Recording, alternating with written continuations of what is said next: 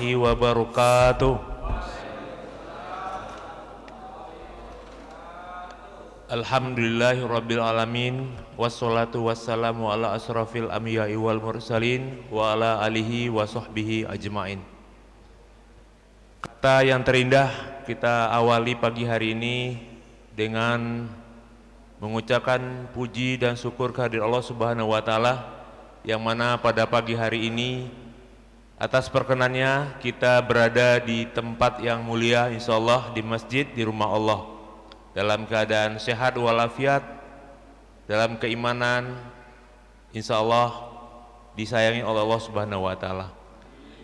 Selanjutnya salawat beserta salam semoga selalu tercurah kepada junjungan kita Nabi besar Muhammad sallallahu alaihi wasallam, kepada keluarganya, kepada sahabatnya, kepada kita selaku pengikutnya yang istiqomah di jalannya. Bapak, Ibu, dan jemaah Kuba yang berbahagia, pagi hari ini Sabtu kita akan sama-sama mendengarkan tausiah dari Ustadz Nirwan, yang mana juga kita bisa kita liput melalui online dengan link di YouTube. Mari sama-sama kita dengarkan. Al-Ustadz udah ada di tengah-tengah kita. Kita buka hati, kita buka pikiran, semoga kita bisa mengamalkan apa yang disampaikan. Kepada Ustadz kami persilakan waktu dan tempat.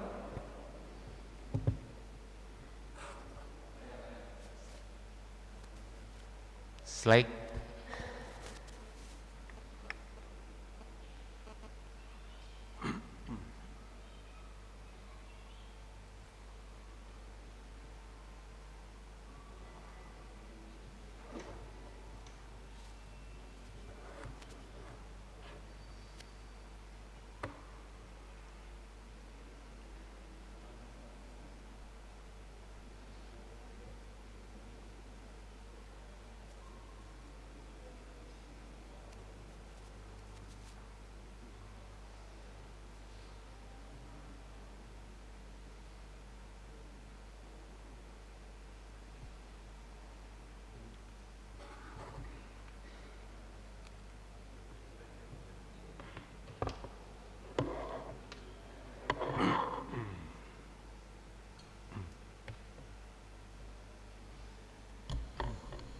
Bismillahirrahmanirrahim. Assalamualaikum warahmatullahi wabarakatuh.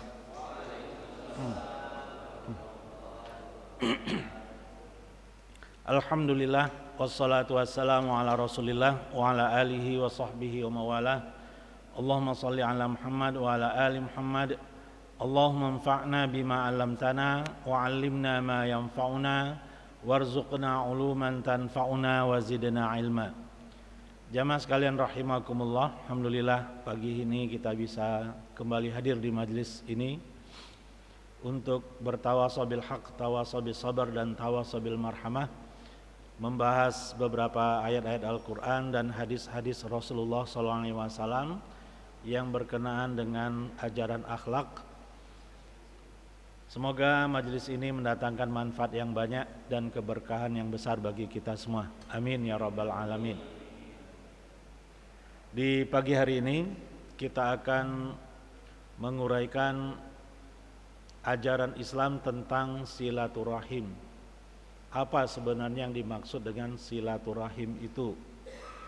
Dan apakah sama istilah silaturahim yang ada di dalam syariat dengan istilah silaturahim yang ada di dalam Kamus Besar Bahasa Indonesia?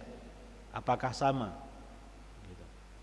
Apakah benar ketika kita berkunjung ke rumah teman kita yang dulu satu sekolah dengan kita itu silaturahim? Apa sebenarnya silaturahim itu? Yang bisa menambah umur dan memperluas rezeki itu yang seperti apa? Seputar itu insyaallah akan terjawab di kajian singkat di pagi hari ini insyaallah. Belum muncul ya?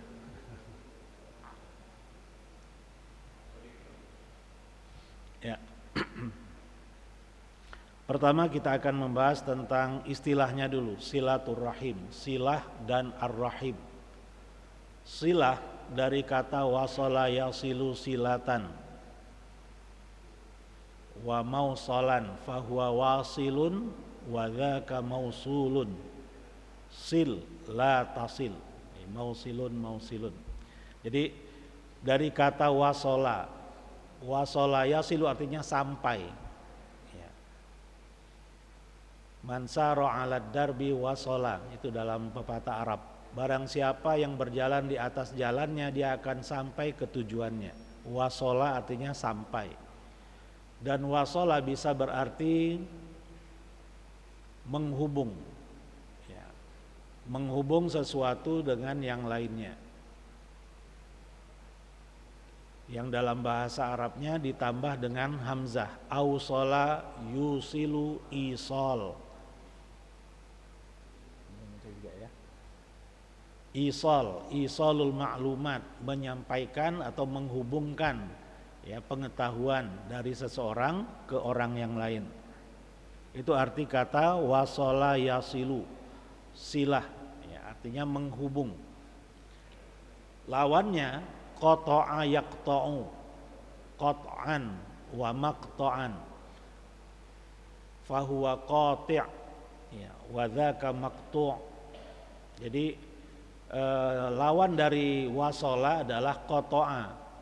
Qata' artinya memutus, wasola artinya menghubung. Dua kata ini dipakai di dalam hadis. Kata silaturahim dengan qat'ur rahim. Menghubung silaturahim dan memutus hubungan silaturahim. Kedua kata itu dipakai di dalam hadis Rasulullah SAW, diantaranya yang akan kita uraikan di pagi hari ini. Itu arti kata silah. Kemudian ar-rahim. Apa kata ar-rahim? Ar-rahim secara harfiah ya, ar-rahim war-rahmu war-rihmu artinya maudhi'u takwinil janin wa wi'a'uhu fil batan. Ya, jadi tempat janin di dalam perut seorang ibu. Itu namanya rahim. Ya. Jadi istilah silaturrahim itu, rahim di situ bukan artinya bukan kasih sayang menyambung rasa kasih, bukan. Silaturrahim, rahim di situ artinya rahim. Nah, dari situ saja kita dapat clue itu di situ. Ya. Yang dimaksud dengan rahim kalau disambung dengan silaturahim itu sudah semakin spesifik. Ar-rahim adalah al-qarabah wa asbabuha. Kekerabatan, hubungan kekerabatan dan penyebab-penyebab hubungan kekerabatan itu terjadi. Ya. Sebab atau sebab-sebab kekerabatan itu terjadi itu namanya ar-rahim. Inna a'mala bani Adam tu'radu kulla khamisin lailatal jum'ah. Ya. Fala yuqbalu amalu qati'i rahimin, kata Rasulullah SAW. Sesungguhnya amalan-amalan manusia akan ditampilkan, akan diangkat ya kepada Allah Subhanahu wa taala setiap hari Kamis malam Jumat. Yang ketika itu tidak akan diterima amalan orang yang memutus hubungan silaturahim. Jadi yang diangkat itu, yang diterima itu hanya yang menghubung silaturahim, yang sedang ya, memutus silaturahim itu tidak akan diterima oleh Allah Subhanahu wa taala.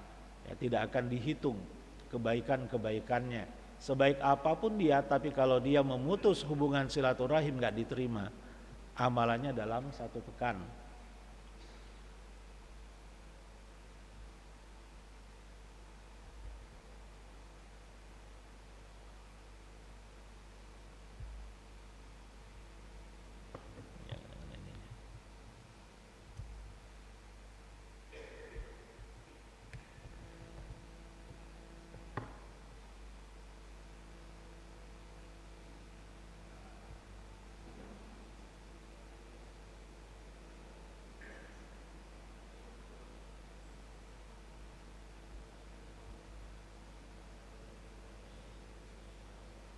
muncul ya.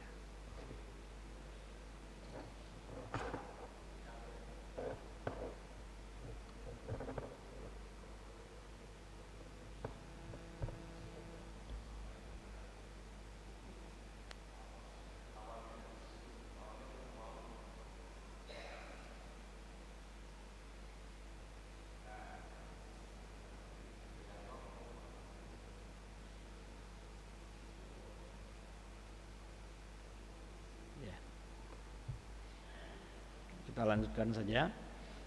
Jadi lawan rahim, lawan silaturahim adalah qat'ur rahim.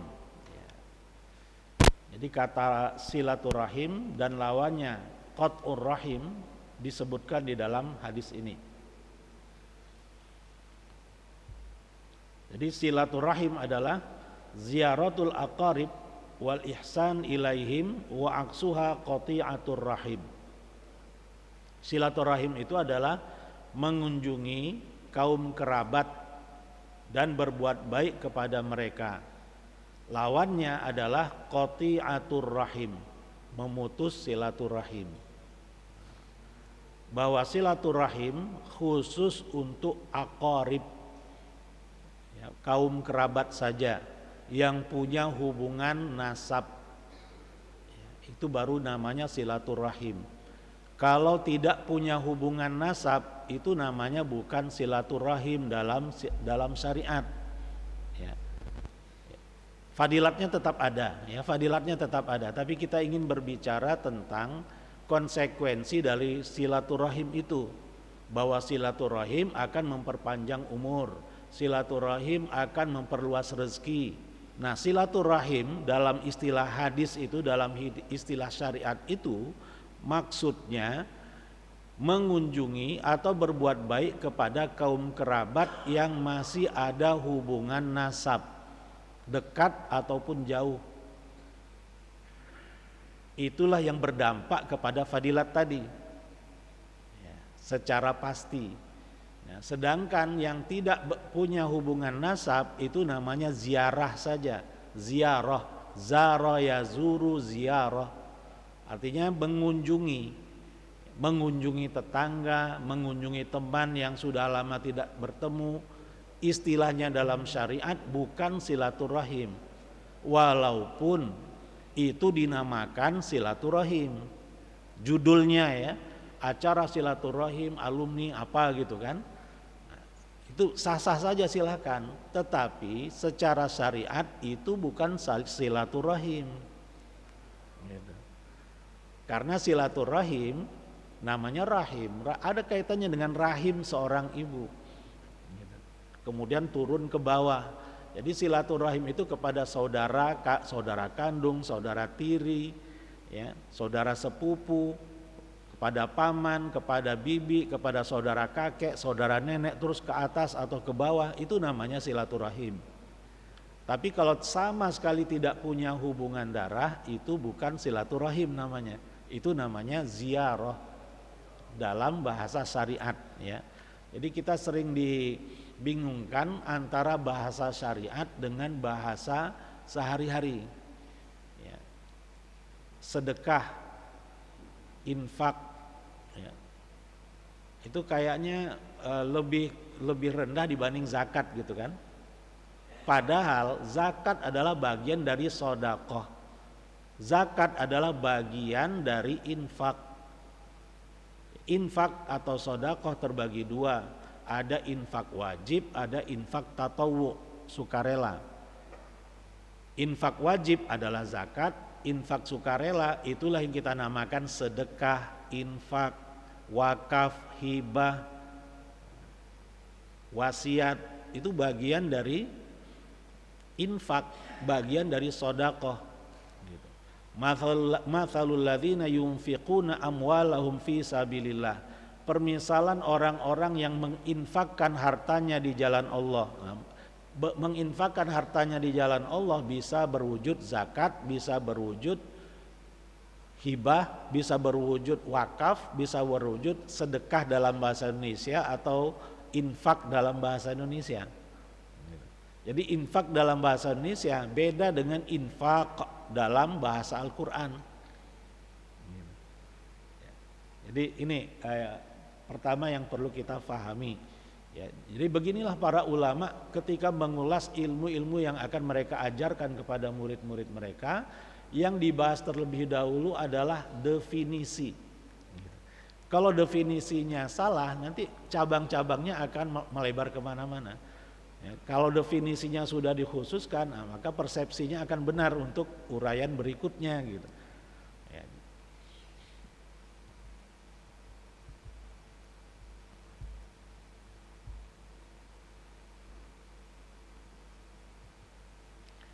Jika seorang muslim mengunjungi orang tua, saudara dan kerabatnya, ini akan membuahkan pahala yang lebih besar. Inilah yang dimaksud dengan silaturahim.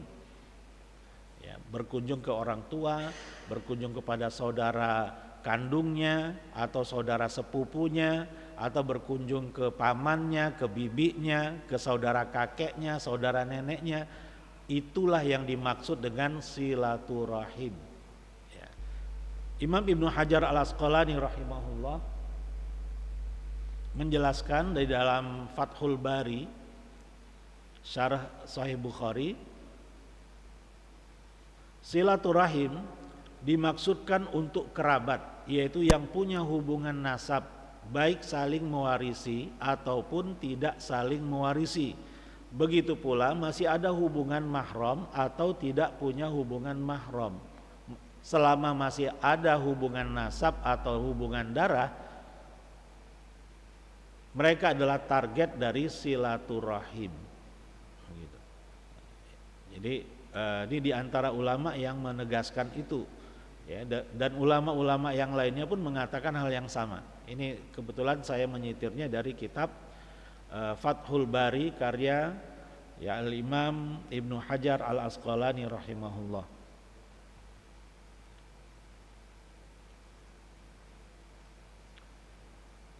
Dan di dalam kitab Fathul Bari ada bab yang disebut babu fadli silaturrahim, bab fadilat silaturrahim. Yutlaqu 'alal aqaribi wa hum man bainahu wa bainal akhari nasabun. Istilah silaturrahim ini adalah untuk kaum kerabat. Yang dimaksud kaum kerabat adalah orang yang antara dirinya dan antara orang yang lain itu punya hubungan nasab. Sawa'un kana yarithuhu amla. Ya, sama saja saling mewarisi ataupun tidak saling mewarisi. Ya, antara seseorang dengan sepupunya, atau sepupunya artinya anak bibinya, itu enggak saling mewarisi. Yang berpotensi saling mewarisi itu antara seseorang dengan anak pamannya, ya, anak laki-laki pamannya, saudara laki-laki dari ayah, gitu. Itu yang berpotensi untuk menjadi ahli waris. Kalau keturunan saudara ibu, dia punya anak, saudara ibu punya anak, anaknya bukan ahli waris. Jadi sepupu ya dari ibu itu bukan ahli waris, tetapi dia adalah target dari silaturahim. Ya, jadi ar-rahim itu yang punya hubungan kekerabatan itu bisa saling mewarisi, bisa tidak saling mewarisi. Waqila hum al-maharim faqat, dan ada pendapat kata Imam Ibnu Hajar ini ya, Al-Asqalani rahimahullah, mereka itu adalah maharim faqat. Jadi yang mahram-mahram saja. Yang bukan mahram itu bukan target dari silaturahim. Yang mahram misalnya siapa? Ya, saudara kandung. Ya, saudara kandung atau saudara tiri tapi sebapak, ya. Dan sebagian ulama mengatakan saudara tiri tapi seibu itu pun juga menjadi mahram. Ya. Atau itu mahram ya. Itu mahram. Saudara tiri baik sebapak ataupun seibu itu mahram. Ya. Begitu juga dengan saudara bapak, saudara ibu itu mahram. Ya. Sedangkan anak dari saudara ibu, ibu punya saudara, ibu kita punya saudara dan dia punya anak, itu bukan mahram ya, dan bukan ahli waris.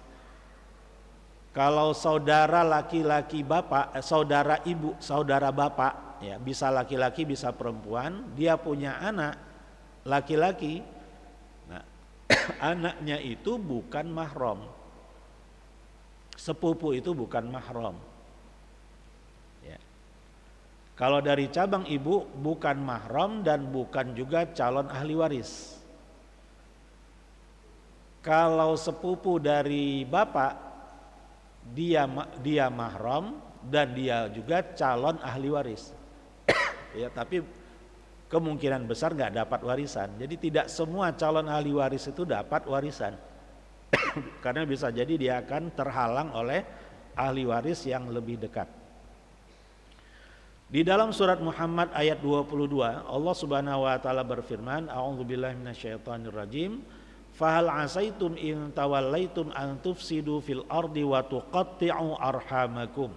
Maka apakah kiranya jika kamu berkuasa, kamu akan membuat kerusakan di muka bumi dan memutuskan hubungan kekeluargaan. Ya. Jadi antara fasad, kerusakan ya, dengan pemutusan hubungan kekeluargaan atau memutus hubungan silaturahim dalam bahasa kita, jadi agak rancu ya, memutus hubungan silaturahim. Hubungan silaturahim itu sama dengan gunung Jabal Uhud. Jabal artinya gunung. Malam Lailatul Qadar, Lailah artinya malam. Ya, hubungan silaturahim, silah itu artinya hubungan. Karena sudah jadi bahasa Indonesia ya apa boleh buat ya. Jadi di dalam Al-Qur'an antara perbuatan merusak ya, dengan memutus hubungan silaturahim itu sering digandeng-gandengkan.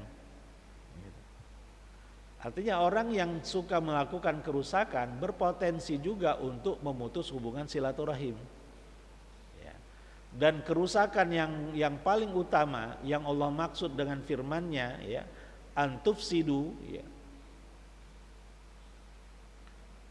Alladzina yanquduna ahdallahi min ba'di mitsaqih wa yaqta'una ma amarallahu bihi ayyusala, kemudian wa yufsiduna fil ard. Ya, jadi antara memutus hubungan silaturahim dengan melakukan kerusakan di muka bumi itu sering digandeng-gandengkan di dalam Al-Qur'an. Ya, berarti itu punya hubungan ya, ada hubungannya antara pemutusan hubungan silaturahim dengan melakukan kerusakan di muka bumi. Dan di dalam tafsirnya, kerusakan yang paling parah di muka bumi ini adalah kesyirikan, kekafiran. Gitu. Biasanya orang-orang yang nggak punya iman itu daya rusaknya itu besar.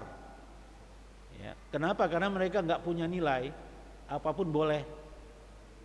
Apa yang di tangan itu halal. Yang nggak halal adalah apa yang belum ada di tangan. Itu konsep mereka, konsep halal menurut mereka seperti itu.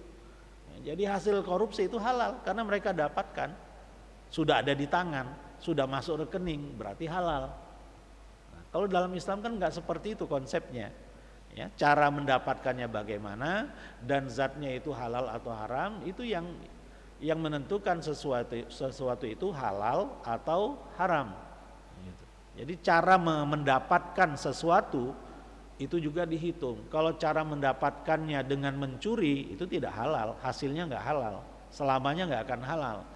Walaupun disedekahkan ke orang lain nggak berdampak pahala.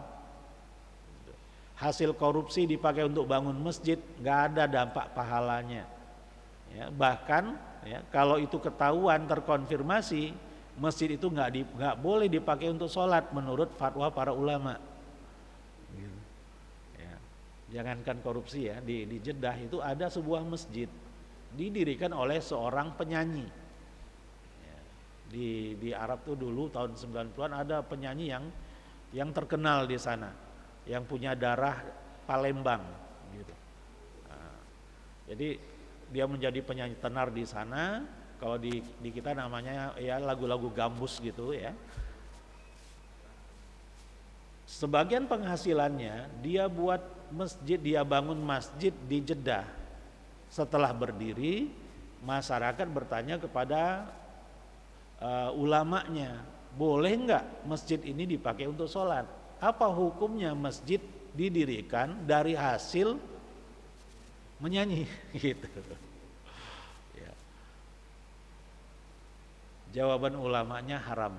Masjid itu tidak boleh dipakai untuk sholat. Karena memang di Saudi Arabia pendapat mufti mereka, nyanyian hukumnya haram. Ya, musik hukumnya haram. Itu ya terserah ulama mereka. Kalau ulama kita kan tidak mengatakan itu haram, ya kita ikut ulama kita. Gitu. Ya, masing-masing daerah, masing-masing wilayah itu punya ulamanya, punya muftinya.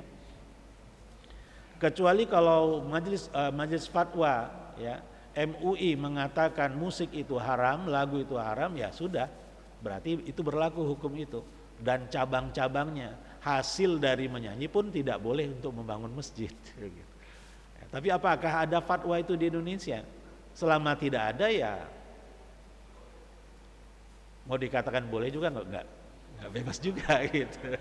Sebaiknya janganlah, ya sebaiknya untuk hal-hal yang baik dipakai dana yang terkonfirmasi 100% halal. Gitu, ya. Jadi kerusakan yang paling utama di muka bumi ini kata para ulama tafsir adalah kesyirikan dan kekafiran.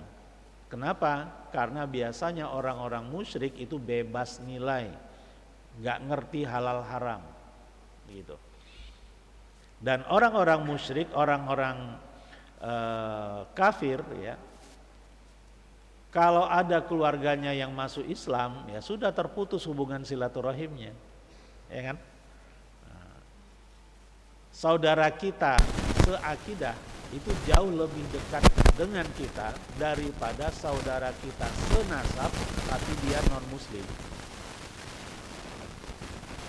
Kita lebih dekat kepada tetangga kita yang muslim daripada saudara kandung kita yang tidak muslim atau orang tua kita yang tidak muslim misalnya. Tetangga kita yang muslim itu lebih dekat hubungannya dalam syariat kepada kita. Kemudian di surat Ar-Ra'd ayat 25, walladzina yanquduna ahdallahi min ba'di mitsaqihi wa yaqta'una ma amara Allahu bihi ayyusala wa yufsiduna fil ard ulaika lahumul la'natu wa lahum su'ud dar. Orang-orang yang merusak janji Allah setelah diikrarkan dengan teguh dan memutuskan apa-apa yang Allah perintahkan supaya dihubungkan, maksudnya memutus hubungan silaturahim dan mengadakan kerusakan di muka bumi. Orang-orang itulah yang memperoleh kutukan dan bagi mereka tempat kediaman yang buruk di neraka jahanam. Jadi banyak sekali sebenarnya ancaman-ancaman di dalam Al-Quran tentang orang yang memutus hubungan silaturahim. Hadis yang pertama dari Abu Ayyub Al-Ansari radhiyallahu anhu, Rasulullah sallallahu alaihi wasallam pernah ditanya tentang amalan yang dapat memasukkan ke surga. Lantas Rasulullah sallallahu alaihi wasallam menjawab, ta'budullaha la tusyriku bihi syai'a. Engkau menyembah Allah, tidak menyekutukannya dengan suatu apapun. Wa tuqimus shalah, kamu tegakkan salat. Wa tu'tiz zakah, kamu tunaikan zakat.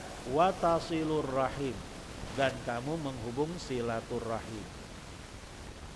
Kalau kita perhatikan dari 4 poin yang Rasulullah sebutkan di sini, 2 yang pertama kaitannya lebih kental ke hablum minallah, dan 2 yang terakhir lebih kepada hablum minan nas.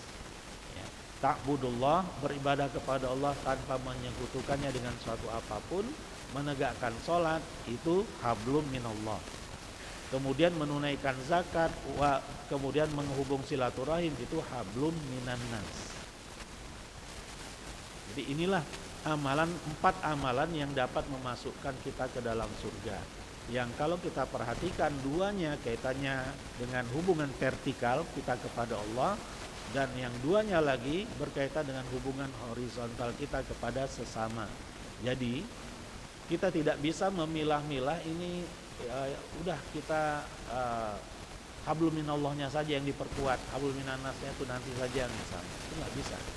Hablum minallah harus berdampak kepada baiknya kualitas hablum minannas kita.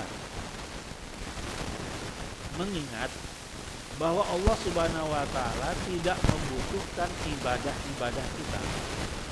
Ya, salat kita tidak mendatangkan manfaat sedikit pun bagi Allah Subhanahu wa taala. Allah tidak mengambil untung dari ibadah-ibadah kita. Kita mau ibadah, mau tidak ibadah, Allah tetap maha besar, Allah tetap maha mulia. Kitalah yang butuh untuk beribadah kepada Allah. Ya, karena dengan ibadah kepada Allah itulah, dengan sholat 5 waktu itulah kita punya kekuatan untuk bisa berhablum minannas. Backupnya untuk berakhlakul karimah adalah diantaranya sholat atau hablum minallah. Itulah sumber kekuatan kita untuk bisa berbuat baik, untuk berkata jujur. Backupnya apa? Sholat, puasa, itulah backupnya. Tanpa itu sifat kemunafikan akan rentan kita miliki, gitu.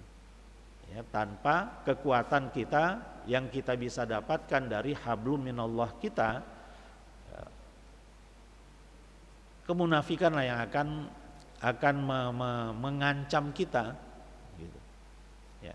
Misalnya kalau hablum minallahnya itu cuma pura-pura, ya, supaya gitu ya, ya, untuk pencitraan misalnya, ya itu sendiri sudah rusak, gitu. Itu adalah amalan yang nggak dianggap oleh Allah Subhanahu wa taala. Ya. Salat atau amal soleh lainnya baru diterima oleh Allah Subhanahu wa taala kalau mencukupi 2 persyaratan, ikhlas dan ittiba. Niatnya ikhlas lillahi taala, bentuk amalannya, teknis pelaksanaannya sesuai dengan ajaran Rasulullah SAW, baru diterima. Kalau 2 hal ini tidak tercukupi, kedua-duanya atau salah satunya, amalan itu tidak akan berbuah pahala dan ketakwaan di sisi Allah. Gak punya dampak dia, atau justru dampaknya negatif. Seharusnya kan sholat dampaknya positif, ini dampaknya negatif. Kenapa? Karena yang menunaikannya itu sengaja untuk pencitraan, ya, supaya dikatakan bahwa dia orang soleh, dia juga kan muslim juga, gitu. Apa buktinya? Dia sholat bahkan jadi imam, ya. Kalau itu niatnya, sholat yang ditunaikan justru berdampak kepada dosa, gitu. Kan itu riya namanya. Riya hukumnya haram. Haram ditinggalkan berpahala, dilakukan dosa. Jadi gara-gara sholat dapat dosa, gitu. Bukan pahala yang didapat. Jadi harus ikhlas dan ittiba. Nah, jadi di hadis pertama ini kita diajarkan oleh Rasulullah SAW secara spesifik tentang diantaranya silaturahim kalau kita ingin masuk surga. Kemudian yang lainnya yang lebih luas lagi adalah untuk menyeimbangkan dalam kehidupan kita harus menyeimbangkan hablum minallah dengan hablum minannas. Ya. 2 orang bersaudara di zaman Rasulullah SAW yang kakaknya kerjanya di masjid terus beribadah, maksudnya, ya, beribadah di masjid dari pagi sampai sore. Sedangkan adiknya mencari nafkah, dia beribadah juga tetapi sebagian waktunya dia pakai untuk mencari nafkah, berjualan di pasar, yang hasilnya untuk dirinya dan kakaknya yang rajin ibadah itu.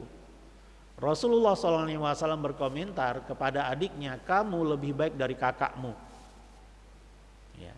Padahal kakaknya full ibadah, gitu. Adiknya ibadah plus beraktivitas. Tapi kata Rasulullah SAW, adiknya itu lebih baik dibanding kakaknya. Gitu. Karena yang Allah inginkan ke atas kita adalah keseimbangan antara dunia dan akhirat. Ya. Di dalam ayat yang biasa disebutkan di hari Jumat, ya, wabtaghi fima ataqallahu daral akhirah wala tansa nasibaka minad dunya. Ya, ambillah, kejarlah apa-apa yang Allah siapkan untuk dirimu, untuk dirimu di kampung akhirat, tapi jangan kamu lupakan bagianmu dari dunia. Gitu. Jangan karena kita getol mengejar akhirat kita lupakan dunia, jangan. Itu sindiran dari Allah buat kita semua kayaknya. Ya. Karena kalau kita sebaliknya terlalu asik ngejar dunia sampai lupa akhirat. Kalau ayat itu jangan terlalu getol ngejar akhirat sehingga melupakan dunia. Tentang surga, ya, di sini kan motivasinya surga. Pertanyaan Abu Ayyub Al-Ansari radhiyallahu anhu, amalan apa yang dapat memasukkan ke dalam surga, memasukkan seseorang ke dalam surga? Berarti memang visi hidup kita adalah surga, ya. Ridallah wal jannah, untuk mendapatkan keridhaan Allah dan surganya, itu visi hidup kita. Bagaimana supaya kita sampai ke visi surga itu? Beribadah kepada Allah tanpa menyekutukannya, menegakkan sholat, menunaikan zakat, dan bersilaturahim.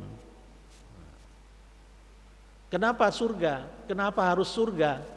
Karena surga adalah kampung halaman nenek moyang kita. Setiap kita pasti merindukan kampung halamannya. Ya, setiap liburan panjang udah di pikirannya itu pulang kampung gitu kan. Nah, dunia ini adalah tempat safar kita, ya. Tempat berkelananya kita untuk menuju kampung halaman kita, yaitu surga. Karena dulu nenek moyang kita Adam dan Hawa sudah pernah menetap di surga, tapi karena satu dan lain hal Allah tempatkan keduanya di dunia ini, di bumi ini, yang kemudian mereka pun pada akhirnya akan kembali ke surga, dan kita pun diajarkan oleh Allah dan Rasulnya untuk bisa kembali ke surga itu. Jadi kalau ada yang mengatakan beribadah supaya masuk surga itu tidak ikhlas, itu keliru. Allah lah yang mengajarkan kita merindukan surga. Ya. Jadi di dalam Quran dan hadis-hadis Rasulullah SAW itu yang disebutkan. Ya. Man salaka tariqan yaltamisu fihi ilman sahalallahu lahu bihi tariqan ilal jannah, kata Rasulullah SAW. Barang siapa yang meniti suatu jalan sengaja untuk menuntut ilmu, dia meniti jalan itu, niscaya Allah akan memudahkan baginya dengan ilmu itu jalan menuju surga. Berarti memang tujuan hidup kita supaya kita bisa masuk ke dalam surganya Allah. Itu visi hidup kita. Ya, jadi kalau ada yang mengatakan itu salah, ya pernyataannya salah. Gitu. Ya, walaupun dia, ya mohon maaf, walaupun dia ustadz atau ustazah, ya mohon maaf itu salah. Apalagi sebagian mereka berdalil, ya, dengan pernyataan Robi'ah Adawiyah. Ya, jadi dalilnya apa? Pernyataan Robi'ah Adawiyah, ya Allah, kalau aku ini beribadah hanya untuk supaya masuk ke dalam surgamu, jauhkanlah surga itu dariku. Kalau aku beribadah ini supaya dijauhkan kepada nerakamu, dekatkan aku ke nerakamu. Aku beribadah kepadamu semata-mata karena cintaku yang sangat kepadamu. Melankolis banget ya. Ya. Tapi gak ada dasarnya. Walaupun beliau adalah orang yang salihah, tapi pernyataan beliau bukan dalil. Ya, bukan dasar hukum. Dasar hukum qala Allah qala Rasul. Kalau Allah mengiming-imingkan surga kepada kita, Rasulullah pun demikian, lah itu lebih utama untuk kita yakini dan kita anut daripada amalan orang per orang yang ada di muka bumi ini.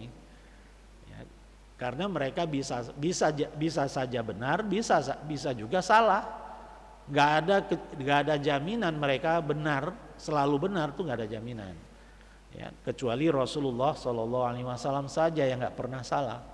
Begitu. Ya, jadi jawaban bahwa kita tidak boleh berniat untuk bisa masuk surga dengan sholat-sholat yang kita tunaikan, motivasi kita rajin beribadah supaya masuk surga itu salah, pernyataan itu salah. Ya, pernyataan yang seperti itu keliru. Ya, karena Allah lah yang mengiming-imingkan surga kepada kita dengan mengamalkan perintahnya dan meninggalkan larangannya. Wasari'u ila maghfiratin min rabbikum wa jannatin arduhas samawati wal ardu uiddat lil muttaqin. Dan bersegeralah kalian, cepat-cepatlah kalian menuju ampunan dan surga yang luasnya seluas langit dan bumi yang telah dipersiapkan bagi orang-orang yang bertakwa. Kan Allah yang memberi janji itu, Allah yang memerintahkan itu.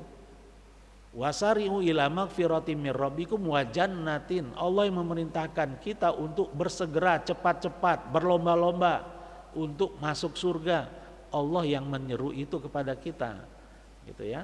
Nah, firman Allah lebih kita prioritaskan daripada pernyataan manusia biasa. Wallahu a'lam, ya. Hadis yang kedua, ma min dzambin dari Abu Bakrah radhiyallahu anhu. Ya, kembali nih saya teringat kalau disebutkan nama beliau Abu Bakrah radhiyallahu anhu, saya teringat satu peristiwa yang kemudian berdampak kepada hukum dalam sholat gitu. Jadi ketika selesai sholat, Rasulullah bertanya, siapa yang tadi membuat keributan? Abu Bakrah pun ngaku, saya ya Rasulullah. Apa yang kamu lakukan? Ketika aku dapatkan engkau sudah ruku sedangkan aku masih di depan pintu, maka aku pun ruku di depan pintu. Dan sambil ruku saya berjalan masuk ke dalam shaf sehingga gedebak-gedebuknya itu kedengaran. Nah, itu yang dimaksud keributan tadi. Kemudian apa yang Rasulullah katakan? Zadakallahu hirsan fala tu'id. Semoga Allah mengapresiasi kesungguhanmu untuk bisa mendapatkan satu rakaat dari imam, tapi jangan kamu ulangi. Dan Rasulullah tidak menyuruhnya untuk mengulangi sholat, berarti sholatnya sah. Nah, dari hadis itu para ulama menyimpulkan satu rakaat bisa kita dapatkan kalau kita dapat ruku bersama imam. Ya, jadi kalau imam sedang ruku jangan santai-santai, ikuti Allah Akbar ruku gitu. Dapat satu rakaat, dapat fadilat satu rakaat bersama imam. Ya, kalau lebih dari ruku dapat iktidal misalnya atau yang lebih dari itu, ya kita tetap wajib. Ya, jadi tidak boleh juga lah udah iktidal udah nunggu aja sampai berdiri imamnya, ya, itu terlalu perhitungan, nggak boleh gitu. Ya. Kalau kita masuk masjid, ini kata Rasulullah SAW, kita mendapatkan imam sedang sholat, ya kita harus ikut gerakannya. Innama ju'ilal imamu liyu'tamma bih. Imam itu dijadikan untuk diikuti. Kalau dia takbir, takbirlah kalian. Kalau dia ruku, rukulah kalian, dan seterusnya sampai salam. Jadi siapapun yang masuk masjid mendapatkan sholat berjamaah sudah ditegakkan, dia harus ikuti gerakan imam apapun gerakannya. Bisa mendapatkan satu rakaat bersama imam atau tidak mendapatkan satu rakaat bersama imam, jangan itu yang menjadi perhitungannya. Perhitungannya adalah perintah Rasulullah SAW. Rasulullah pernah menegur dua orang sahabat yang ketika beliau sedang memimpin sholat berjamaah, dua orang sahabat ini duduk-duduk di pojok masjid, gak ikut sholat berjamaah. Ditegur oleh Rasulullah, malakuma la tusolliyan alastuma muslimain. Ya, kenapa kalian berdua tidak ikut sholat? Kalian muslim atau bukan? Kan tegas gitu. Ya. kalian ini muslim atau bukan? Ya Rasulullah, kami tadi sudah sholat jamak takdim. Ternyata punya alasan yang kuat juga kan? Ya. Dua sahabat ini sudah sholat jamak takdim di dalam safarnya. Nyampe di Madinah, Rasulullah sedang memimpin sholat asar. Perlu sholat lagi nggak mereka? Menurut mereka nggak perlu lagi. Tapi menurut Rasulullah, siapapun yang menghampiri masjid, masuk ke dalam masjid, mendapatkan imam, imamnya maksudnya imam rotib ya, bukan imam-imam swasta, gitu. Imam rotibnya ya, memimpin sholat berjamaah, dia harus ikut imam walaupun dia sudah sholat. Ya. Apa boleh buat? Karena dia berani masuk masjid, ya ikut sholat. Ya, nggak boleh duduk-duduk atau mengamalkan sholat sunnah misalnya, nggak boleh. Dia harus ikut imam. Itu satu hukum berdasarkan hadis Abu Bakrah tadi radhiyallahu anhu. Ma min dzambin ajdaru ayu ajjilallahu ta'ala li sahibihi al-uqubata fid dunya ma'a ma yaddakhiru lahu fil akhirah mithlul baghi wa qati'atir rahim. Tidak ada dosa yang lebih pantas untuk Allah segerakan balasannya bagi para pelakunya di dunia ini berikut dosa yang disimpan untuknya di akhirat daripada perbuatan melampaui batas atau kezaliman dan memutus silaturahim, ya, misalnya dengan orang tua dan kaum kerabat. Ya. Jadi yang memutus hubungan silaturahim hukumannya itu dunia akhirat. Di dunia dapat hukuman, di akhirat pun akan dapat hukuman. Biasanya kalau di dunia sudah dapat hukuman, di akhiratnya enggak lagi. Ya kan? Kalau di dunia dia dapat cobaan dari Allah Subhanahu wa taala, dia sikapi dengan sabar, itu akan menghapuskan dosa-dosanya di akhirat. Dosa perbuatan salahnya tidak akan dia bawa-bawa lagi ke akhirat. Ya, biasanya seperti itu hukumnya, kecuali memutus hubungan silaturahim.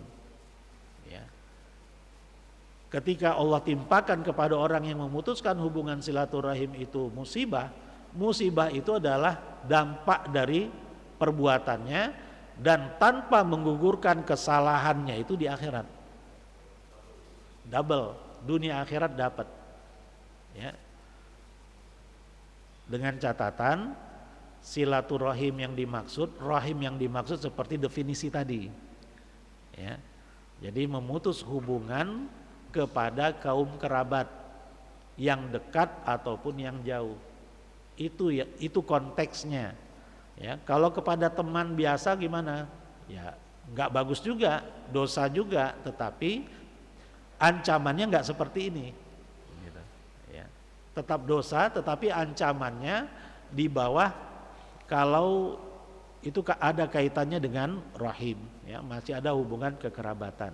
Jadi kita harus berhati-hati dengan sikap qati'atir rahim. Ya. Di setiap malam Allah turun di sepertiga malam terakhir turun ke langit dunia untuk mengampuni hamba-hambanya, kecuali yang masih musyrik dan memutuskan hubungan silaturahim. Itu yang nggak dapat. Ya, walaupun dia qiyamul lail di sepertiga malam terakhir dia istighfar banyak, ya, tapi kalau dia memutuskan hubungan, sedang dalam kondisi memutuskan hubungan silaturahim, nggak dapat fasilitas itu. Ya, jadi hablum minan nas berhubungan juga dengan hablum minallah. Allah Maha tahu. Ya. Jadi kalau hubungan kita dengan sesama kerabat kita rusak, Allah pun nggak berkenan untuk memberikan fasilitas ampunannya kepada kita. Kita harus selesaikan dulu itu. Ya. Abdullah bin Amr bin As radhiyallahu anhu berkata bahwa Rasulullah SAW bersabda, "Laisal wasilu bil mukafi." Seorang yang menyambung silaturahim bukanlah seseorang yang membalas kebaikan seorang dengan kebaikan semisal. Misalnya kalau ada orang beri hadiah, dibalas hadiahnya gitu. Dia beri hadiah kepada orang itu. Walakinil wasilul ladzi idza quti'at rahimuhu wasalaha. Akan tetapi seorang yang menyambung silaturahim adalah orang yang berusaha kembali menyambung silaturahim setelah sebelumnya diputuskan oleh pihak lain. Jadi dia tahu saudaranya itu nggak senang dengan dia, tetapi dia tetap hubungkan silaturahim itu. Bisa jadi dia sudah membawa hadiah, membawa oleh-oleh itu nggak dianggap sama keluarganya, sama kaum kerabatnya yang dia ingin hubungkan lagi silaturahimnya itu. Ya, tetapi itu adalah amalan yang Rasulullah inginkan. Gitu. Mengenai sikap orang yang disilaturahimi itu seperti itu, itu urusan dia, kasarnya gitu. Itu urusan dia. Urusan kita adalah silaturahim. Orang yang disilaturahimi nggak menerima kita, itu urusan dia, bukan urusan kita. Gitu. Perintah dari Allah, perintah dari Rasulullah, ya, jatuh kepada masing-masing kita. Gitu. Ya, jadi bukan pasangan, bukan. Gitu. Masing-masing kita. Nah, ini ada kaitannya juga, ini agak keluar mungkin ya, keluar konteks, tetapi ini perlu saya ingatkan. Ya, tentang kebaikan orang kepada kita atau kemaafan orang kepada kita. Ya, jangan diharapkan kalau kita berbuat salah kepada seseorang kita harus minta maaf. Kita nggak boleh berpikiran lah paling dia sudah memaafkan kita. Nggak boleh berpikiran seperti itu. Walaupun sebenarnya memang dia sudah memaafkan kita, tetapi kita belum minta maaf. Nanti di akhirat yang Allah hitung adalah kita belum minta maaf. Gitu. Walaupun si fulan sudah memaafkannya. Ya, jadi porsinya masing-masing. Ya, begitu juga dengan silaturahim. Kita sudah bersilaturahim, ya, sudah mengamalkan silaturahim itu. Tetapi orang yang kita silaturahimi nggak menerima kita, menghindar dari kita, Allah sudah tahu tentang kesungguhan kita. Dan kita sudah dicontreng, sudah di checklist. Ya. Itu kepentingan kita. Sama halnya juga dengan amar ma'ruf nahi mungkar, ya. Yang wajib bagi kita adalah kita mengamalkannya, bukan berhasil mengamalkannya. Ya. Kita mengamalkannya, kita lakukan amar ma'ruf nahi mungkar, ya, menganjurkan agar muslim-muslim di lingkungan kita ini semuanya berjamaah di masjid. Nah, itu amar ma'ruf. Kemudian nahi mungkarnya ketika ada yang mungkin yang melakukan kemaksiatan, ya kita tegur, ya, karena kita RT mungkin, ya, kita punya wewenang, ya kita tegur. Ya, kalau memang kita bukan siapa-siapa, sementara ada mudarat kalau nahi mungkar itu kita lakukan, ya minimal kita laporkan ke RT misalnya gitu ya. Atau kalau skupnya lebih besar lagi, kemaksiatan yang dilakukan oleh pemimpin dunia atau siapapun, ya kita update status bahwa itu nggak benar, itu nggak boleh, karena Allah nggak suka misalnya gitu ya. Jadi itu dengan lisan. Kalau itu pun tidak mampu karena kehabisan paket misalnya, ya apa boleh buat dengan hati. Ya. Kita tidak boleh bersikap masa bodoh terhadap kemungkaran. Harus terdetik dalam hati kita itu mungkar, itu nggak boleh, itu harus ada terdetik gitu ya. Jadi ketika amar ma'ruf nahi mungkar kita lakukan, tetapi objeknya tidak mengindahkan amar ma'ruf nahi mungkar kita, itu urusan dia.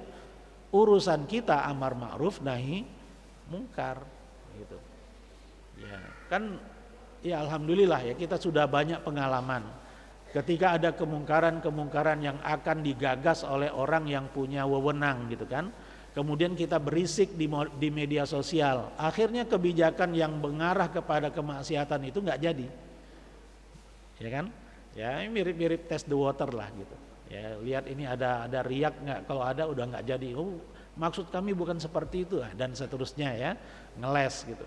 Ya, jadi itulah pentingnya kita beramar ma'ruf nahi mungkar semampu yang bisa kita lakukan. Ya, jangan sampai fasilitas teknologi yang ada di genggaman kita hanya untuk kita pakai bersenang-senang saja gitu. Kita pakai juga dalam rangka ketaatan kepada Allah, misalnya dengan update status tentang kemungkaran yang terjadi atau tentang kebaikan yang terjadi kita support. Ya.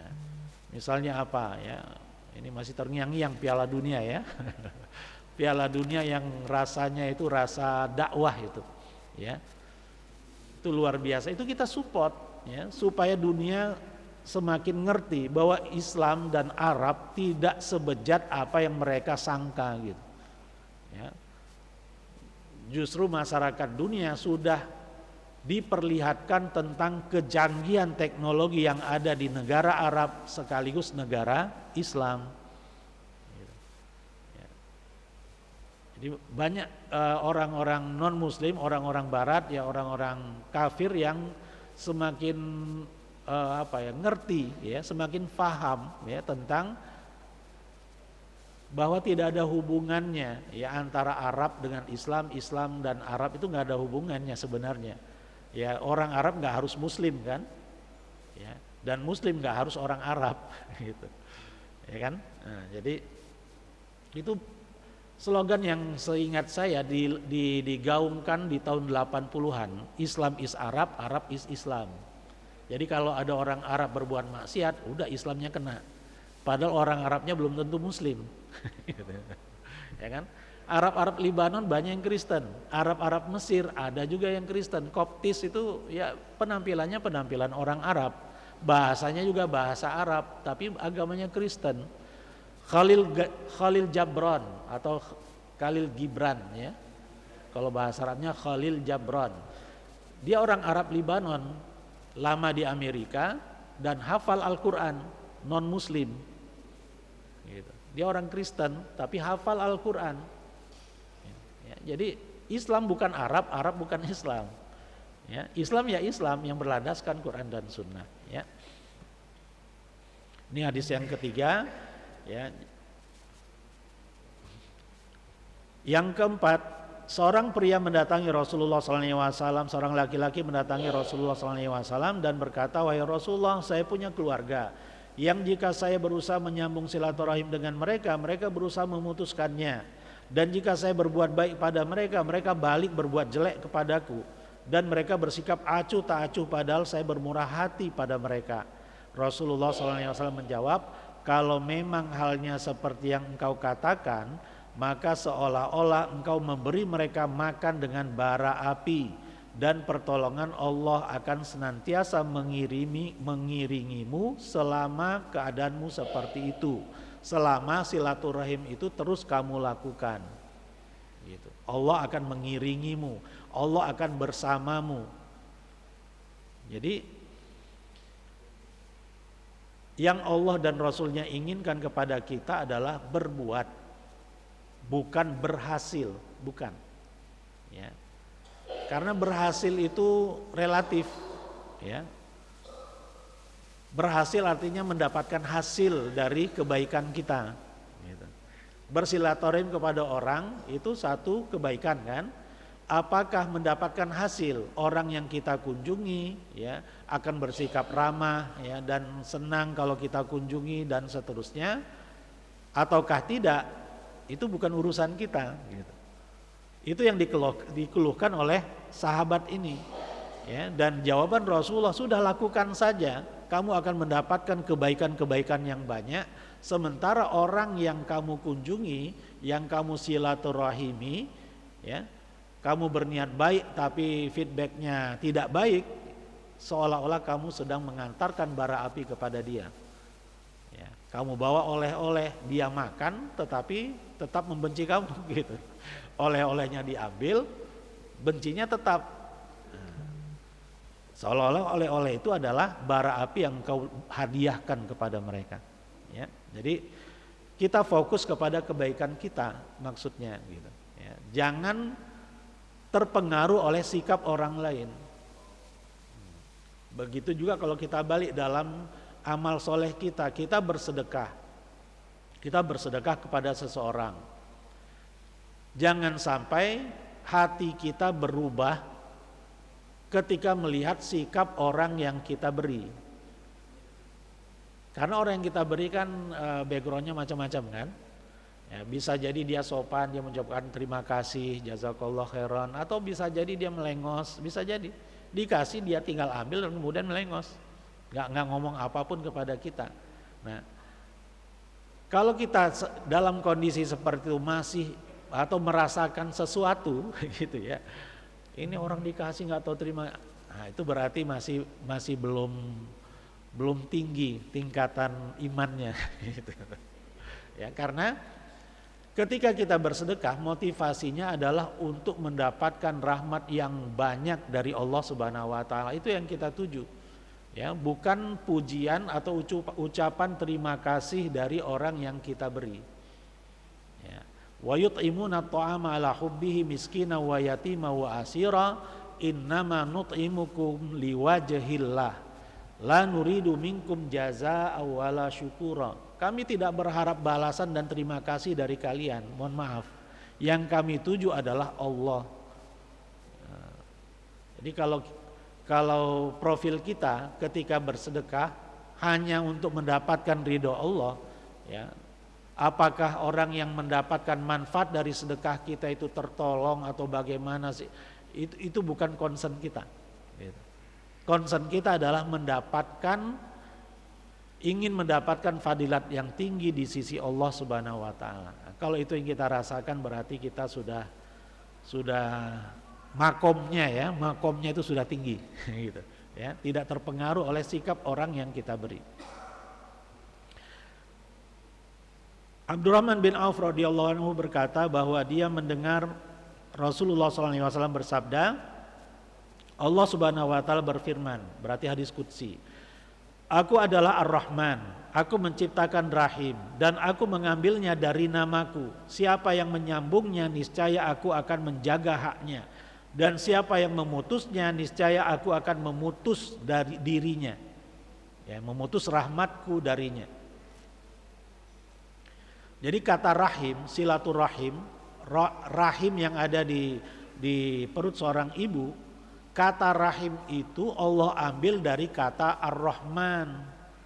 Jadi mulia gitu. Satu kemuliaan ketika rahim itu diambil dari kata Rahman. Rahman dan Rahim seakar kata, Ra, Ha, Mim. Gitu. Ya. Ra, Ha, Mim. Ya, bisa dicabangkan menjadi Rahman, bisa dicabangkan menjadi Rahim, bisa dicabangkan menjadi Marhum, bisa dicabangkan menjadi Rahmah, ya, dan seterusnya. Derivasinya sangat banyak. Ya, jadi Allah tegaskan kata Rahim itu sumbernya dari namaku Rahman. Maka barang siapa yang menyambung silaturahim, aku akan sambung dirinya dengan rahmatku. Dan siapa yang memutusnya, memutus silaturahim, aku akan putus rahmatku kepadanya. Naudzubillah, ya. Kalau kita nggak dapat rahmat, kita nggak masuk surga, gitu kan? Ya, tidak ada yang bisa masuk surga kecuali hanya karena rahmat Allah Subhanahu Wa Taala. Yang keenam, ini hadis yang terakhir setelah ini satu athar. Abu Hurairah radhiyallahu anhu berkata, Rasulullah SAW bersabda, Man sarrahu ayyubsata lahu fi rizqihi wa ayyun sa'alahu fi atharihi falyasil rahimah. Siapa yang suka dilapangkan rezekinya dan dipanjangkan umurnya, hendaklah dia menyambung silaturahim. Jadi yang berdampak kepada luasnya rezeki, panjangnya umur adalah silaturahim dalam maksud kaum kerabat. Ya. Kalau kita berkunjung ke teman, berziarah ke seorang teman, apakah itu ada fadilatnya? Ada, tapi fadilatnya bukan ini, fadilatnya fadilat yang lain. Gitu. Ya, bukan artinya nggak ada fadilat, ada. Ya, tetapi kalau silaturahim ini maksudnya, gitu. Dia khusus. Jadi ya itu tadi yang saya sebutkan di awal, ya. Istilah syariat itu beda dengan istilah bahasa. Uraian para ulama kita sebelum panjang lebar mereka mengajarkan ilmunya, mereka sebutkan dulu definisi, batasi dulu pembahasannya. Jadi ulama kita itu ilmiah banget gitu. Sebelum panjang lebar dibatasi dulu pembahasannya. Pembahasan sholat. Apa itu sholat? Kalau secara bahasa artinya doa. Tapi sholat yang dimaksud adalah amalan khusus yang dimulai dengan takbir, diakhiri dengan salam, dengan rukun dan syarat-syarat tertentu. Itu yang dimaksud dengan sholat. Sehingga tidak ada yang boleh berpendapat bahwa dia sudah sholat. Loh, dia kelihatannya nggak pernah wudhu, nggak pernah ini, kok kamu sudah mengatakan kamu sudah sholat? Iya kan, sholat itu doa. Saya sudah berdoa. Gitu. Ya, iling artinya, saya sudah iling. Gitu ya. Berarti dia sudah sholat. Nggak bisa. Ya, yang namanya sholat ya, ya tadi ada takbirnya, ada rukunya dan seterusnya sampai salam, ada rukun dan syarat-syarat tertentu. Itulah yang namanya sholat. Nah, begitu juga dengan silaturahim. Itulah yang namanya silaturahim. Gitu. Yang berdampak kepada dilapangkannya rezeki dan dipanjangkannya umur. Terakhir Ibnu Umar radhiyallahu anhuma berkata, "Man ittaqa rabbahu wa wasala rahimahu nussi'a fi ajalihi wa thara ma lahu ahabbahu ahluhu." Siapa yang bertakwa kepada Rabbnya, menyambung silaturahim dan menyambung silaturahim, niscaya umurnya akan diperpanjang, hartanya akan diperbanyak, serta keluarganya akan mencintainya. Jadi dampak silaturahim itu dunia akhirat. Ya. Wallahu a'lam bishawab. Alhamdulillah selesai kita membahas ayat-ayat dan hadis-hadis yang berkenaan dengan silaturahim. Ya, semoga bermanfaat. In ahsantu faminallah wa in asa'tu faminni wa minasyaitan. Wabillahi hidayah wa taufiq wal afu minkum. Wassalamualaikum warahmatullahi wabarakatuh. Terima kasih paparan yang sudah disampaikan oleh Ustadz Mirwan. Ada pertanyaan? Kita buka untuk beberapa pertanyaan karena waktu. Pak Toto, Pak Manto, 3 Pak Kudus. Oke, untuk 3 pertanyaan kita mulai dari Pak Manto. Bismillahirrahmanirrahim. Assalamualaikum warahmatullahi wabarakatuh. Waalaikumsalam warahmatullahi wabarakatuh. Ustaz, mau minta konfirmasi tentang silaturahim dengan silaturahmi atau muhrim dengan mahram. Itu Ustaz. Assalamualaikum warahmatullahi wabarakatuh. Waalaikumsalam.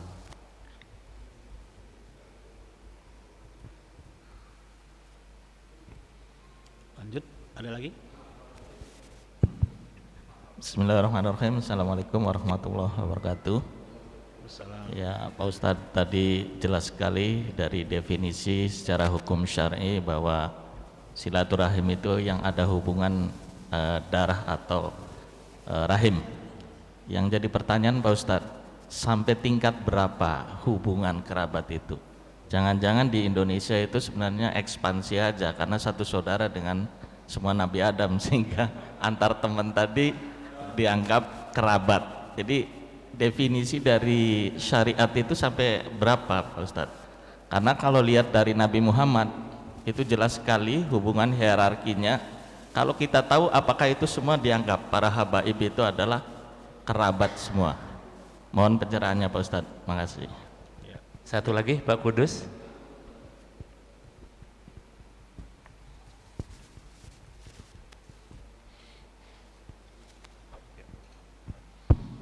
Assalamualaikum warahmatullahi wabarakatuh. Waalaikumsalam warahmatullahi wabarakatuh. Pak Ustadz, tadi saya memperhatikan terhadap rujukan beberapa hadis yang Pak Ustadz sampaikan. Dalam hal silaturahmi atau mungkin ibadah-ibadah lainnya, saya melihat betapa pentingnya masalah keikhlasan atau masalah hubungan kolbu dalam ibadah. Karena tadi saya merujuk dalam satu hadis, jika kita atau seorang muslim tadi mengajak mengembalikan hubungan silaturahmi, lantas yang diajaknya acuh tak acuh atau mungkin tidak peduli, itu maka tetap tidak dianggap satu perbuatan silaturahmi. Jadi ada 2 poin saya melihat. Yang pertama adalah silaturahmi secara fisik syariat. Yang kedua adalah kolbu. Jadi pertanyaannya, seberapa urgensinya tentang kolbu kita ditata untuk mengamalkan atau mengiringi amalan-amalan ibadah syariat? Itu yang pertama. Yang kedua, barangkali ada satu hadis yang mengatakan bahwa jika kalbu kita rusak, atau hadis atau Al-Quran saya nggak tahu persis, maka akan merusak amalan-amalan syariat kita. Mohon pencerahannya Pak Ustadz. Dan yang ketiga, mungkin ini usulan kepada penyelenggara kajian, mohon ada satu materi khusus kajian tentang bagaimana menata kolbu jika kolbu ini dianggap penting dalam ibadah. Terima kasih. Billahi taufiq wal hidayah. Assalamualaikum warahmatullahi wabarakatuh. Waalaikumsalam warahmatullahi wabarakatuh. Baik. Jazakumullah khairan atas tanggapan dalam bentuk pertanyaan ini. Saya akan coba menjawabnya. Pertama, silaturahim dan silaturahmi. Yang benar silaturahim, ya, karena memang itulah yang disebutkan ya dalam definisinya.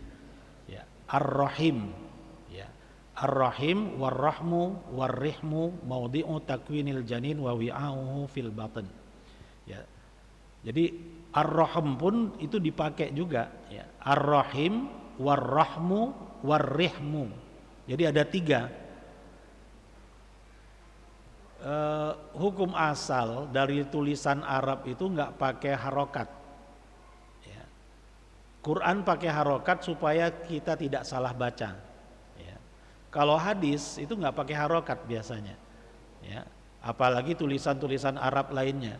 Itu tidak pakai harokat, aslinya memang gundul. Ya, kalau ada yang gondrong, apalagi kunciran,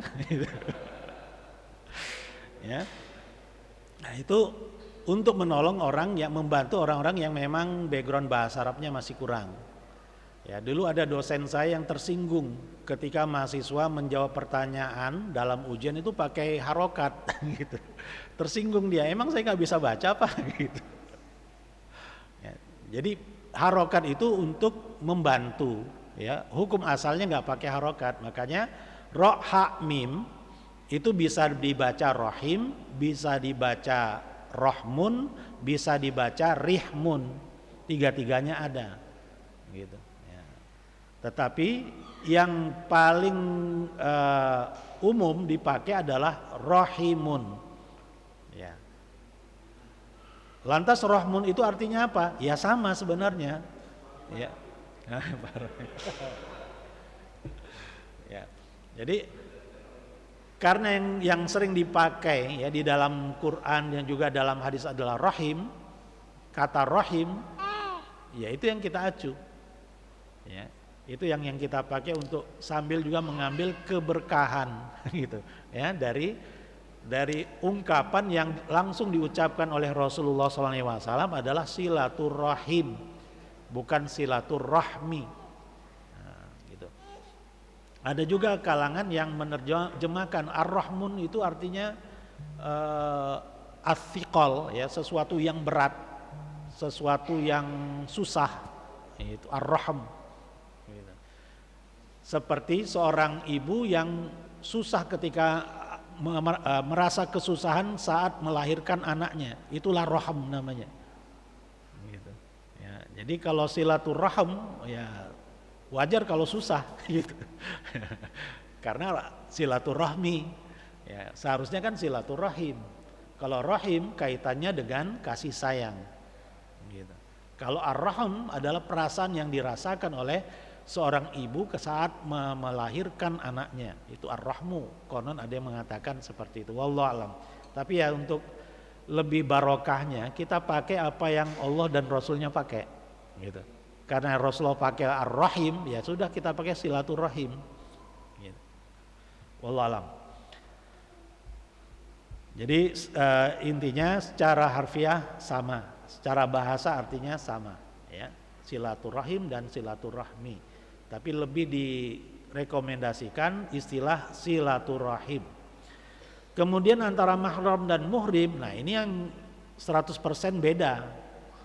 Ya, kalau silaturahim, silaturahmi itu masih ada hubungannya. Ya, tapi kalau mahram dan muhrim ini beda banget. Kalau mahram adalah orang-orang yang haram dinikahi. Ya, haram dinikahi secara untuk selamanya, ya, untuk selamanya, ya. Itu mahram namanya. Seperti saudara kandung ya atau saudari kandung itu mahram. Biasanya kalau mahram ini laki-laki ya. Saudara kandung dari seorang perempuan itu mahramnya. Artinya dia tidak boleh menikah dengannya selamanya. Kemudian kalau ingin bepergian jauh dia bisa menjadi temannya sepanjang perjalanan. Itu namanya mahram. Ya, karena di dalam Islam ada hukumnya. Ya, seorang perempuan yang ingin melakukan perjalanan jauh, apalagi lebih 3 hari, itu harus ditemani oleh mahram. Begitu. Ya. Bagaimana dengan mahasiswi? Gitu. Anak yang ingin masuk kampusnya di Surabaya, orang Tangerang, kampusnya Surabaya, mahramnya siapa? Mahramnya nemanin terus sana, gitu. Nah itu ada fatwa dari para ulama kalau berkaitan dengan itu. Tapi hukum umumnya seperti itu. Ini tentang mahram. Kalau muhrim dari ahrama yuhrimu ihraman. Mahram dari haruma yahrumu. Ya. Haraman wa mahraman. Ya, jadi akar katanya beda. Kalau mahram dari haruma yahrumu. Kalau muhrim dari ahrama yuhrimu ihraman. Ihram. Nah, jadi kalau muhrim kaitannya dengan ihram, haji atau umroh. Itu muhrim. Orang yang muhrim artinya orang yang sedang memakai pakaian ihram kalau laki-laki. Itu muhrim namanya. Kalau yang dimaksud adalah saudara kandung itu mahram, bukan muhrim. Ya. Jadi ini harus kita bedakan. Mahram dengan muhrim itu jauh, nggak ada hubungannya. Ya, nggak ada hubungannya mahram dengan muhrim. Wallahu alam. Kemudian batasan kerabat. Ya, karena kita kan kerabat semua, Banu Adam, ya. Keturunan Adam alaihissalam dan Hawa. Apakah kita masih ada hubungan? Ya ada hubungan jauh gitu kan. Batasannya apa? Wallahu alam ya. Kalau yang saya dapatkan di tafsir Al-Qur'an itu sampai 7 turunan. 7 turunan. Jadi istilah 7 turunan itu ada uraiannya di dalam penjelasan para ulama kita. Saya dapatkan dalam penjelasan surat Al-Kahfi. Cerita tentang Nabi Khidir dan dengan Nabi Musa ketika di kasus yang ketiga mereka datang ke satu kampung minta untuk menginap, nggak ada yang mau menerima, minta untuk disiapkan makanan atau diterima sebagai tamu, nggak satu rumah pun mau menerima mereka.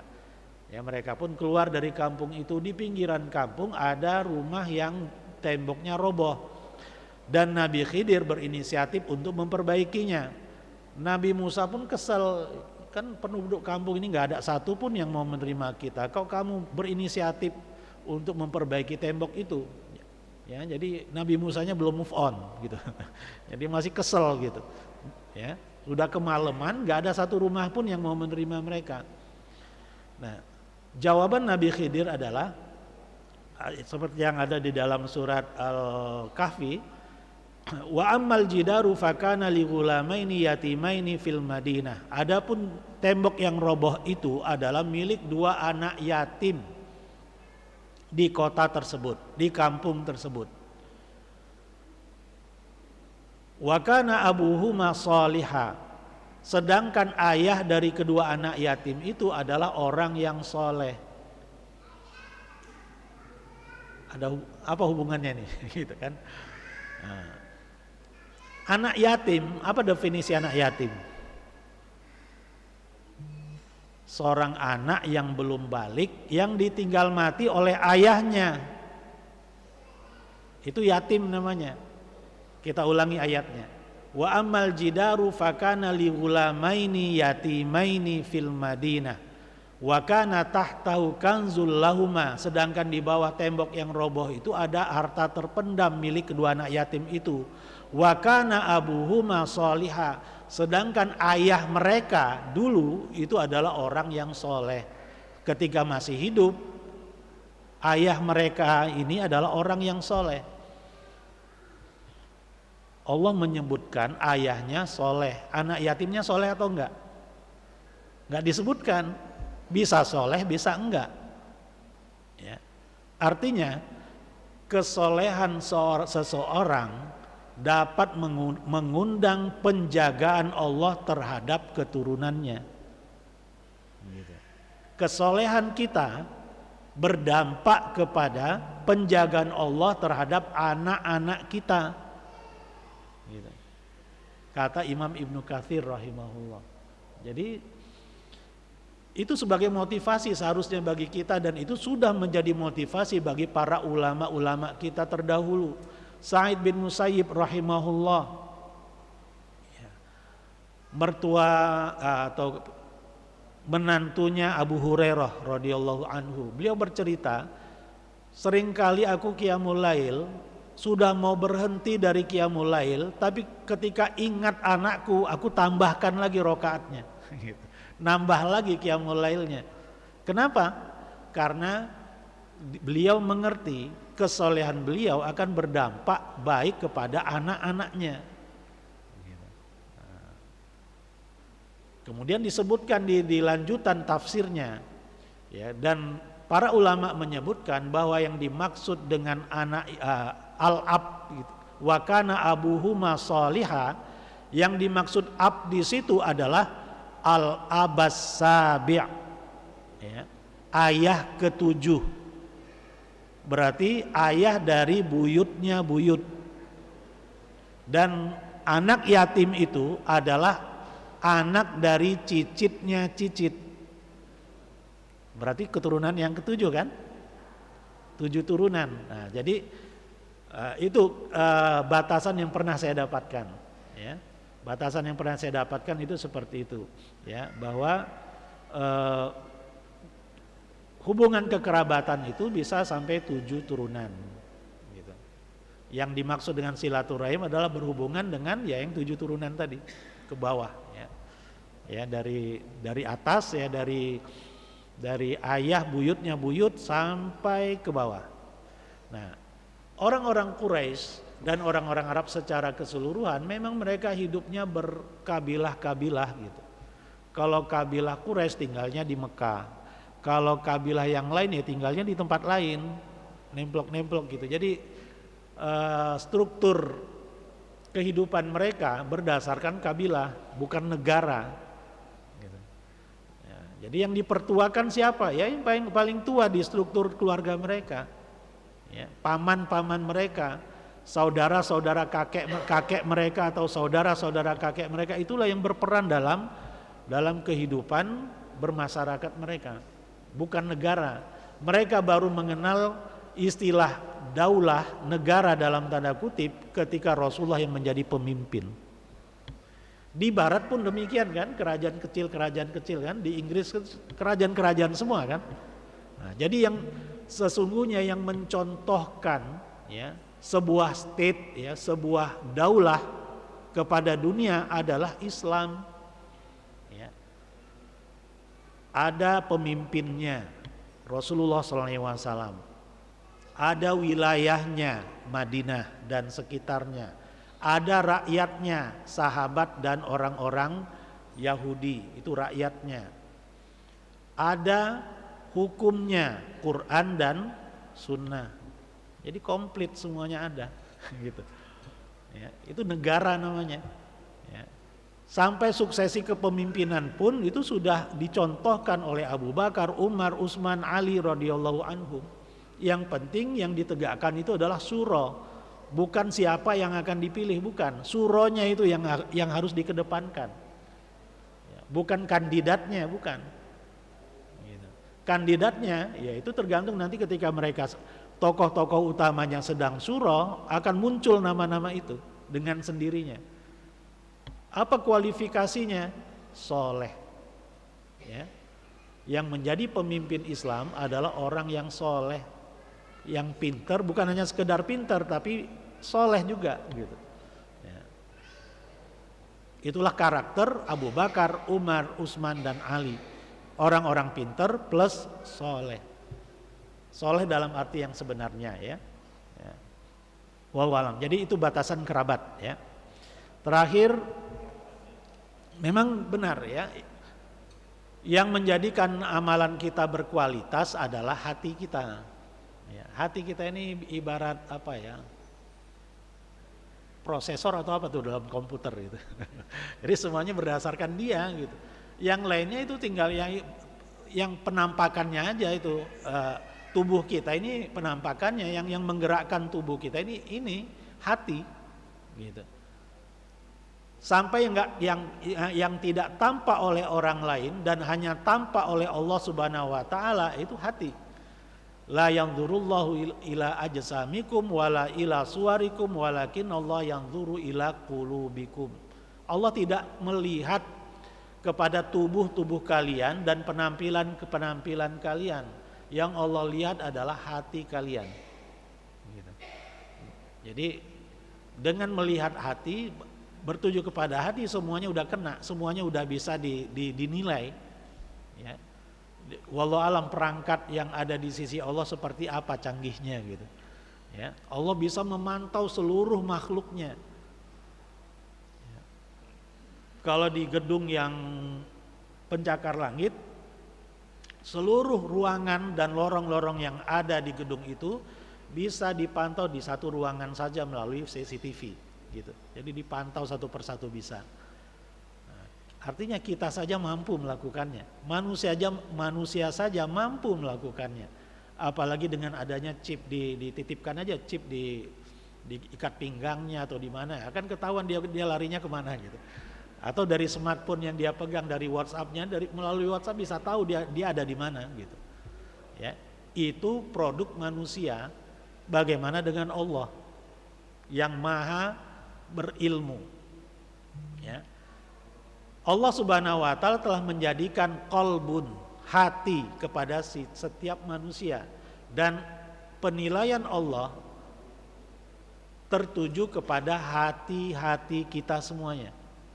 Ya, baik buruknya perbuatan kita itu semuanya sudah terrekod di dalam hati.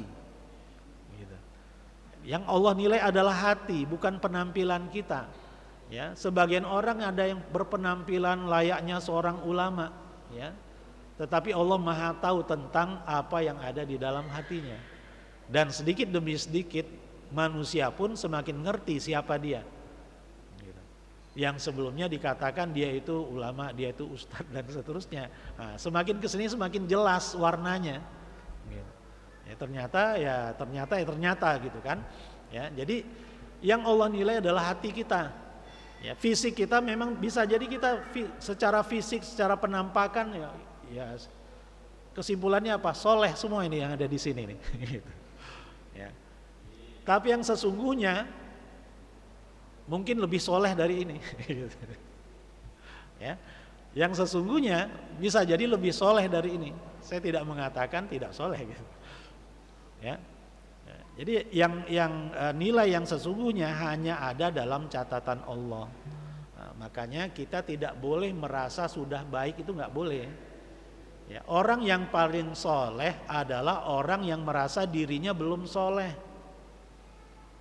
Itu paling soleh itu. Ya. Kalau ada orang yang merasa dirinya sudah soleh, dia bukan orang soleh. Ya. Jadi kecuali yang namanya soleh. Jadi seorang wali adalah orang yang dia tidak mengerti dirinya wali, itu wali. Ya. Tapi kalau ada orang yang merasa dirinya wali, bangga disebut wali, dia bukan wali. Gampang kita untuk mendeteksinya, ya. Nah, jadi kenapa? Karena prinsipnya seperti itu. Kita nggak boleh merasa sudah baik. Kalau kita merasa sudah baik, musibah bagi kita itu, ya. Berarti hati kita sudah terkotori dengan ujub, ya. Ujub itu yang merasa bangga dengan pencapaian diri kita sendiri, gitu. Wah, ini kayaknya saya yang paling soleh nih, gitu. Itu ujub namanya, ya. Orang sekali lagi, contohnya lah, seorang Imam Hasan Basri rahimahullah, seorang ulama dari kalangan tabi'in menguasai banyak hadis Rasulullah SAW, masih merasa dirinya belum soleh.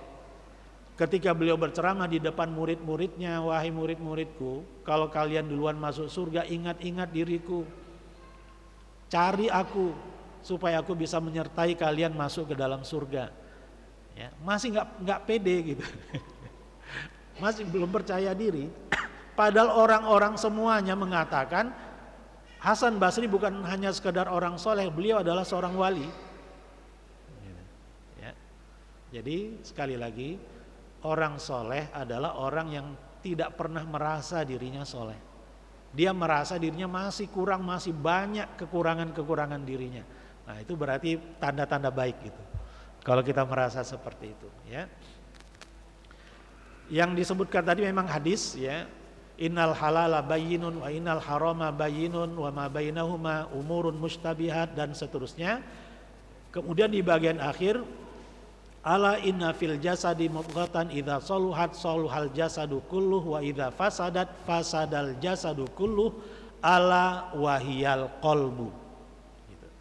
Ketahuilah bahwa di dalam jasad manusia ada segumpal daging, kalau dia baik, baiklah seluruh tubuh. Kalau dia rusak, rusak juga seluruh tubuh. Nah, hadis ini bisa ditinjau dari sisi ilmu syariah dan bisa juga ditinjau dari sisi ilmu kedokteran. Dari sisi ilmu kedokteran, kalau hati seseorang rusak, udah rusak semuanya. Gitu. Rusak semua tubuh. Ya. Penyakitan dia jadinya. Nah, begitu juga dari sisi ilmu syariah, kalau hati seseorang sudah kotor, ucapannya pun terpengaruh menjadi kotor, ya. Kemudian penglihatannya pun demikian, cenderung kepada yang kotor-kotor dan seterusnya. Ya, fasadal jasadu kulluh. Nah, jadi perangkat hati itulah yang harus kita jaga. Ya, jagalah hati. Gitu. Itu benar ya, Bang. Hati kita memang harus kita jaga. Kalau kita sudah ke masjid, rajin pengajian, berarti kita aman. Gak ada kata aman.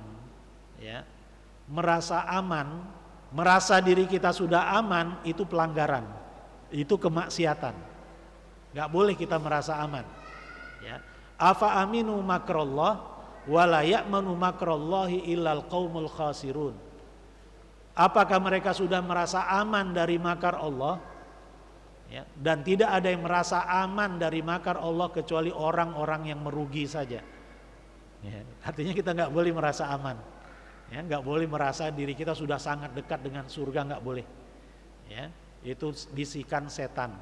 Bisikan setan itu banyak sekali level-levelnya.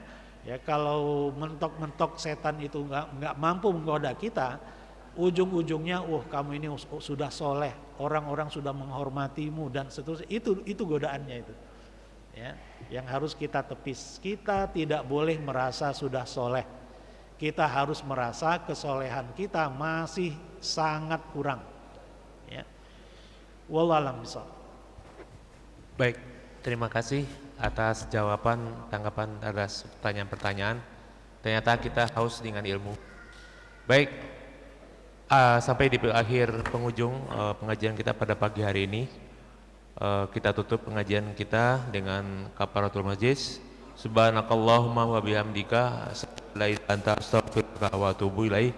Terima kasih ya Ustaz. Assalamualaikum warahmatullahi wabarakatuh.